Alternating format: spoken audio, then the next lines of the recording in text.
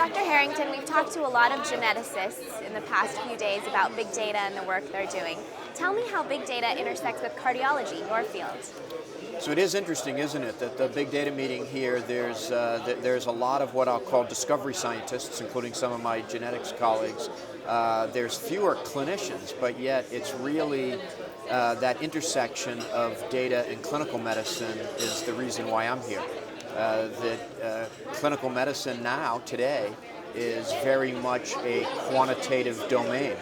What physicians are doing, whether you're a cardiologist or a primary care doc, is you're processing a lot of data and trying to turn it into useful information to take better care of your patients.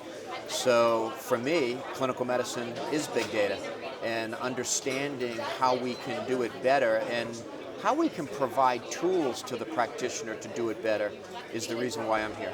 And how have you been able to go about processing all the data you get from your patients? It's an interesting question, because if I think about how doctors think and how they make decisions and how we teach people to make decisions, so much of it is, one of my colleagues, John Brush on the East Coast, has called it, it's teaching them how to think heuristically and then arrive at binary decisions, which is what we're asking people to do. We're asking people to process huge amounts of information, recognize some pattern in that information, and then make a binary decision, yes, no. Or the last panel, they said the decision actually is 3 parts, yes, no, or maybe. But at the end of the day, your patient doesn't want you to hear, well, maybe we should do this. They want you to hear, yes, we should do this, no, we shouldn't do this, for the following reasons. Being able to teach clinicians how to think that way, I think is one of the great challenges of medical education, and in part might explain why there's still such a large apprenticeship piece to medical training.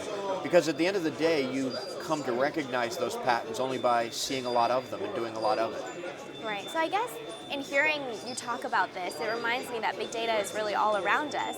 It's big data that we have to deal with as medical students and big data that you deal with as a physician. So going forwards, what are some things that you can give to patients that will help you as a physician process their big data better? Yeah, so what I'd like to see is have the data put into formats that are useful at the point of decision making, meaning at the point of care, at the bedside, in the office, in the surgical suite, wherever it is. Process that information and provide it in a very condensed way to clinicians to help them make decisions. And there's some simple tools, decision making algorithms, how things, the orders that you're writing, how they format with current practice guidelines. But I think we can get even better with that, and that's what doctors want at the bedside. They want to know if they have a question, they take all this information and help them make a decision. Likewise, our patients, they want not to have these some of them want the multiple data feeds. A lot of them, what they want is it condensed, aggregated, synthesized in a way that it can directly apply to them. I have a high cholesterol. In the basis of who I am, my genes, my environment, what I like to eat, what my other health problems are, should I take a medicine to lower that cholesterol? That's a binary decision, yes, no. How do we get all that information to help the patient do that? And if the answer is yes, okay, what's the risks associated with that? What's the benefit that I can expect? Are there other things I should be measuring? That's what I'd like to see, and I think that's what our patients would like to see. And now, switching gears a little bit, I know that you host a podcast regularly once a month. Oh, yeah. Can you tell me a little bit more about that?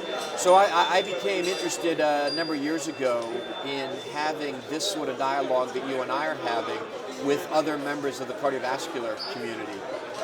And really with people who are on the research community, people who are in the clinical community, how the two of those intersect. And so, fortunately at the time, a cardiology website called theheart.org offered me the opportunity to have a monthly podcast where I would interview somebody who's doing something interesting in clinical cardiology or research cardiology, and just put it out there for the community to react to.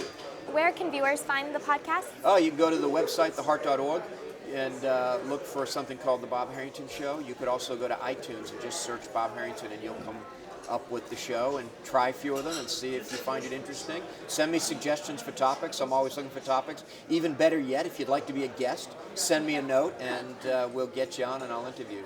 Perfect. Well, I know what I'll be doing this evening, listening to the Bob Harrington Well, show. well, hopefully what you'll do is think of a topic and send me a note and say you should cover this. All right. Well, it was a pleasure talking with you, Dr. Harrington. It was fun. Thanks. Great.